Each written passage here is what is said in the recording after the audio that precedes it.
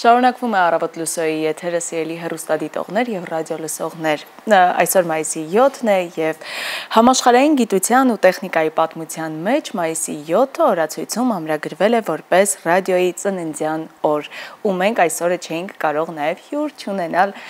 եւ խոսել ռադիոյի, հայկական ռադիոյի, նորօրյա ռադիոյի մասին։ Այո, եւ մեր հյուրն է հանրային ռադիոյի գործադիր տնօրեն Արմեն Քոլոյանը։ Բարև ձեզ։ Բարի լույս։ Բարև ձեզ։ Ուրախ ենք առավոտը սկսել ձեզ հետ եւ առաջին հերթին ցանկանում ենք շնորհավորել այսօրը, որովհետեւ դա այսօրը ծնվել է ռադիոն։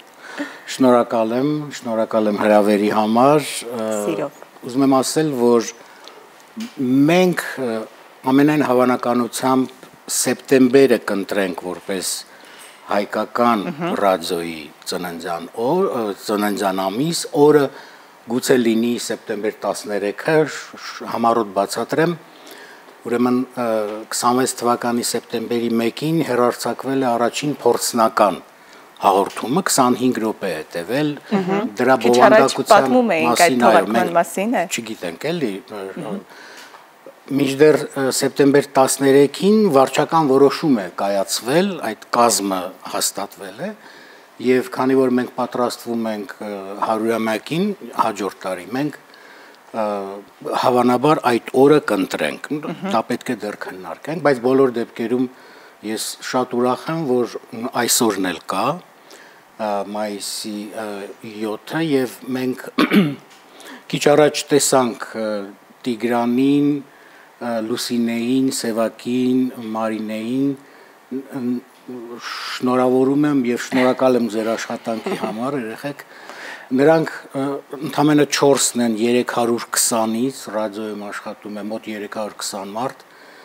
շատ նվիրված մարդիկ են, նրանց մենք քիչ ենք տեսնում այսպես եթերում, բայց հավատացեք, որ մեր ռադիոյում աշխատում են շատ տաղանդավոր շնորհալի մարդիկ եւ նվիրյալներ։ Այո, նվիրյալներ, ես ինքս ռադիոյի նվիրյալ եմ, որովհետեւ իմ կյանքի մեծ մասը նվիրել եմ ռադիոյին, եւ ես այստեղ եմ եկել, եթե մենք պայմանական վերցնենք, որ ռադիոն է հեռուստատեսության ծնողը ինչ որ իմաստով, որտեղ դուք էլ 70-ամյակը կնշեք մյուս տարի։ Ես եկել եմ որպես հպարտ ծնող, որ հպարտանում է իր զավակներով, որովհետև ես այստեղ տեսնում եմ շատ շնորհալի եւ տաղանդավոր մարդկանց, որոնք ուրեմն մեր հեռուստատեսության դեմքն են այսօր եւ կատարում են կարեւորագույն առաքելություն, բայց ես դες պետք է ասեմ, որ եթե ռադիոն պայմանական ծնողն է հեռուստատեսության, ապա մենք ռադիոն եւ հեռուստատեսությունը արդեն ունենք, արդեն ծնվում է մեր գերտաղանդավոր թորնիկը, դա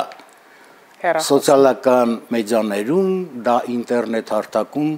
աշխատող մեդիան է, որը մենք պիտի անպայման զարգացնենք համատեղ ուժերով, այլապես մենք հետ կընկնենք։ Սա փաստորեն մեր ռադիոյի մասին է։ Եվ ռադիոն հիմա ամեն ինչ անում է, որ նորագույն տեխնոլոգիաները միայն օգնեն ռադիոյի առաջ խաղացմանը, ինչ անում հանրային ռադիոն, բացի նրանից, որ մենք վիզուալ հարթակներում ենք տեսնում։ Այ հենց դա էլ խոսում էին հաղորդավարները ռադիո։ Այո, իսկ դրանից առաջ ձեր լուրերին հետևում էի, եղավ ռեպորտաժ թվայնացման մասին։ Դա իսկապես մի քիչ մենք հետ ենք ընկել երկրի մակարդակով, ուրիշ երկրներում դա արդեն շատ հզոր տեմպերով զարգանում է, ռադիոն պետք է անպայման թվայնացվի եւ դա կստեղծի նոր հնարավորություններ, նոր ալիքներ, ավելի տեխնիկապես եւ որակի առումով ավելի լավ աշխատանք եւ այո, մենք ունենք այսպիսի ռազմավարական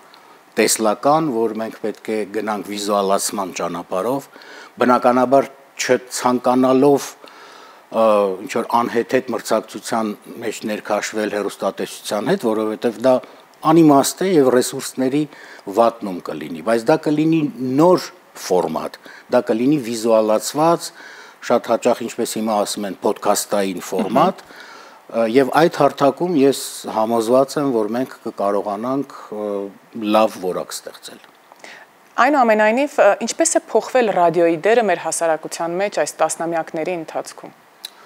Գիտեք, ես այս հարցին երբ որ պատասխանում եմ, ես միշտ մեկ փաստ եմ հիշեցնում, որ Ամենայն հավանականությամբ դա պիտի լինի ֆուտբոլի աշխարհի առաջնության եզրափակիչը կամ օլիմպիական խաղերի բացում-փակում, որ ամենապիկը լինի հեռուստադիտողների, բայց չնեղանակ այն բանից ինչ հիմա կասեմ։ Ըստ Նիլսենի հետազոտությունների ցանկացած պահին այսօր հիմա 11-ից 5 է պակաս։ Այս պահին աշխարհում ավելի շատ մարդ լսում է ռադիո, քան դիտում է հեռուստացույց։ Դա այդպես ենք։ Մենք միայն ուրախ ենք։ Մենք միայն ուրախ ենք։ Դա այդպես է ինչու, որ ասեմ ինչու։ Շատ པարզ պատասխան է։ Ռադիո լսելիս դուք կարող եք եւ ձեր մեյլերը ստուգել, եւ ճաշ եփել, եւ ճանապարհ գնալ, եւ ճանապարհ գնալ, այո, ռադիոն չի ստիպում դիտել, նայել, իսկ աչքերը արդեն դու պիտի միայն վարես, այլապես ողբերգություն կլինի։ Այս նոր մեդիան, որ ծնվում է, որ արդեն ծնվել է, եւ մեր երեխաները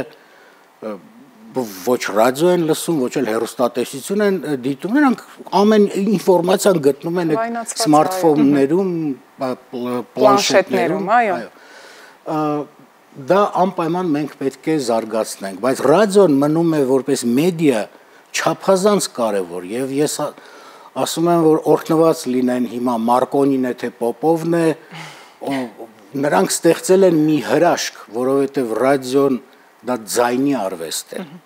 Ռադիոն դու կարող ես լսել եւ մնացածը այ հիմա կա այդ virtual reality, որ ասում են ավելացված, լրացված այդ իրականությունը։ Մեր ուղեղն է դա անում։ Մենք երբ որ լսում ենք ռադիո, կերպար է ստեղծվում։ Մեր գլխուղեղում ինչ որ կինո է այդ ժամանակ գնում։ Մենք տեսնում ենք դա եւ դա շնորհիվ նրան, որ ռադիոն հիմնվում է ամենակարևոր գործոններից մեկի ձայնի վրա։ Եվ այդպիսով ստեղծվում է ռադիոյի հեքիաթը։ Այո, եւ այդպիսով ստեղծվում է ռադիոյի հեքիաթը։ Հիմա չնայած ամեն ինչ արվում է այդ հեքիաթը էլ ավելի մոտեցնելու մարդկանց, բայց մարդիկ էլ ունեն նոր ժամանակներին համապատասխան պահանջներ։ Ինչպիսին է այսօրվա հայ ռադիոլսողի պահանջմունքը եւ ինչ է անում ռադիոն այդ պահանջները բավարարելու համար։ Հիմա մենք փորձում ենք ավելի երիտասարդ հաղորդավարներ ներգրավել, մասնագետներ, իհարկե ռադիոն հանրային է եւ անպայման պիտի նաեւ խոսի ծրագրեր պատրաստի ավագ սերնդի համար, որովհետեւ դա հենց հանրային ռադիոյի առաքելությունն է փորձել բավարարել բոլոր շերտերի, բոլոր տարիքային խմբերի ինֆորմացիոն ծարավը, դա անհրաժեշտ է եւ մենք պետք է տանք եւ մեր ժողովրդական երաժշտությունը եւ դասական արվեստը, բայց մենք անպայման պետք է աշխատենք նոր սերնդի հետ, նոր սերնդի համար եւ այդ առումով մենք փորձում ենք ստեղծել նոր ձևաչափեր եւ ես համոզված եմ, որ մենք հաջողության կհասնենք։ Ժամանակից հետ մնալ չի կարելի։ Այո։ Չի կարելի, որ այլապես դու կդառնաս թանգարան։ Հա, իդեպ ասեմ, մեր 100-ամյակի ծրագրի բաղադրիչներից մեկը կլինի ռադիոյի թանգարանի ստեղծումը, որը մենք հենց մեր շենքում կանենք եւ ես հավատում եմ, որ լավ կստացվի, լավ դիզայներների օգնությամբ, դուք էլ կգաք կտեսնեք իմիջիայլոց հիմա շատ տարածված է այդ ռետրո հին տեսակի ընդունիչները եւ այլն, մարդիկ սիրում են դա եւ մենք էլ ունենք հին ռադիոներ, դուք կգաք կտեսնեք։ Սիրով։ Պարոն Քոլյան, նաեւ հետաքրքիր թե ինչ է հարկավոր ռադիոյում աշխատելու համար որպես ռադիո հաղորդավար։ Ռադիո հաղորդավարը դա ձայնը շատ կարևոր է։ Ձայնը շատ կարևոր է։ Մոգական է։ Մի քանի անգամ եղել է, որ ինձ ես երբ որ դեռ ազատությունում էի աշխատում, ծանոթանում էինք մարդկանց հետ, վայ դուք եք Քոլյանը, բայց ես ձեզ լրիվ ուրիշ ձևի էի պատկերացնում, ես միշտ ասում էի, որ կատակում էի, որ չգիտեք իրականում այդ ես չեմ, ես որ ծնվել եմ, շեք եմ եղել եւ խուճուճ մազերով, բայց մեզ շփոթել են բանում ծննդատան։ Ես այդպես կատակով եմ արձագանքում, որովհետեւ մարդիկ ձայնը որ լսում են, արդեն կերպար են պատկերացնում։ Իրենց ստեղծած կերպարն են պատկերացնում, այո։ Ռադիոյում աշխատելը դա ճակատագիր է։ Մեկ անգամ պիտի սիրես աշխատում ես եւ վերջ, այլևս իրավունք չունես եւ ցանկություն չունես այնտեղից դուրս գալու եւ բաժանվելու։ Ես այստեղ եմ աշխատել շատ վաղուց, անցած հազարամյակում, Այստեղ ուսումնական ծրագրում երջանկահիշատակ պարոն Մավիսակալյանի Ռոբերտ Բաբկենովիչի օրոք, այստեղ ես ռեժիսորի ասիստենտ եմ եղել եւ այս աշխարհը որ գալիս ես, էլ չես ուզում դուրս գաս։ Մի տեսակ ստացվում է, որ դու այստեղ ես ուզում մնալ։ Այն ժամանակ միացյալ էր ռադիո պետկոմ, ռադիո եւ հեռուստատեսությունը միասին։